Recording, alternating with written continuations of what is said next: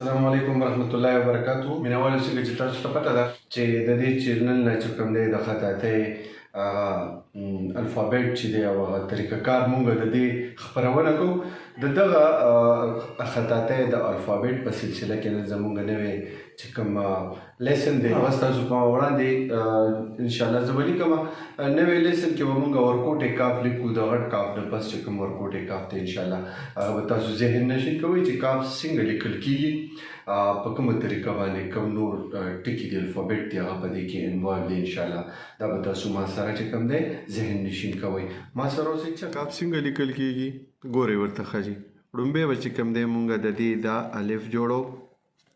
دا به څومره درې کته به بالکل سیم الف به مکمل دې کې به د میم سین فرق نه دا الف به جوړ کړو.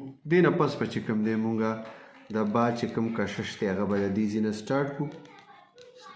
یعنې چې کومه تاسو با لیکلې ده لومبی کې هغه با ده.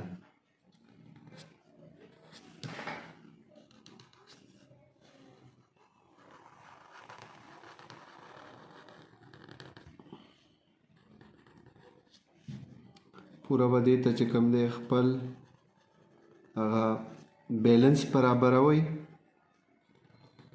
چې تاسو نه ډېر خپل لاس یا باډي ستاسو چې کومه ده هغه درنه ډېر زیات موومنټ نه کوي، لاس هم ډېر نه رږدي. نو هله به تاسو چې کوم دی دا د با والا چې کومه کشش دی دا به تاسو ډېر ښه او صحیح طریقې سره ولیکئ.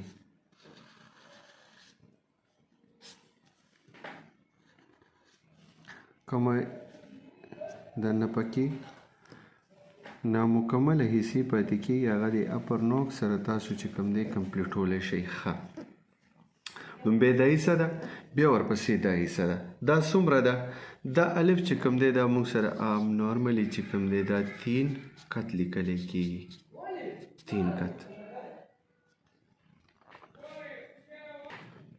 ها 3 کت. بیا د بی دا کم کشش چې دی دا یو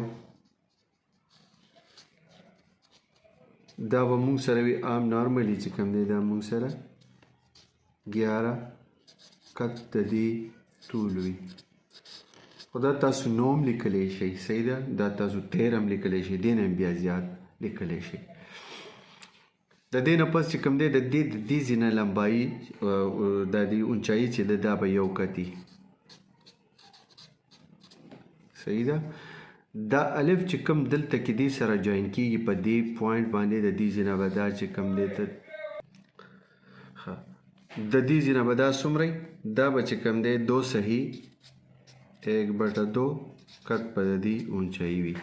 د ده به د دې ځای نه تر دې ځای پورې چې کوم دی دا به 1 کت اونچایي وي. که دا مونږ مثال داسې بوځو د دې ځای نه تر دې ځای پورې میلو کړو د دې چې د کومه ده نری حصه ده د الف دې سره یو ځای کړو نو د دې نه به دا چې کوم دی د دې د بې دا کشش چې کوم دی د دې دا سر به د دې ځای نه تر دې ځای دا 1 کت په ټیټي دې ځای نه به داسې یو هاف کت یعنې 1/2 کت په دا چې کوم دی اوچتي.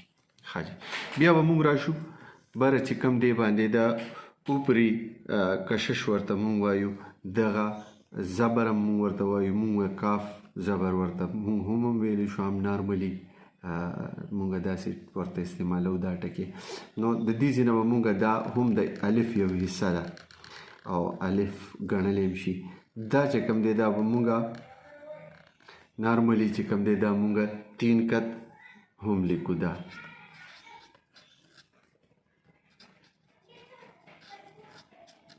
دې ته ویلی کېږي اوپري کشش. دا څومره دا مونږ سره وي 3 کت. دغسې تاسو سره به چې کوم دی د الفابیټ د اردو الفابیټ کې چې کوم د کاف هغه لیټر دی هغه به تاسو سره کمپلیټ شي. د دې دا مختلفې حصې دي. یو دا اوپري کشش ورته مونږ وایو، دا دې ته مونږ الف وایو، او دا د بې کشش دی.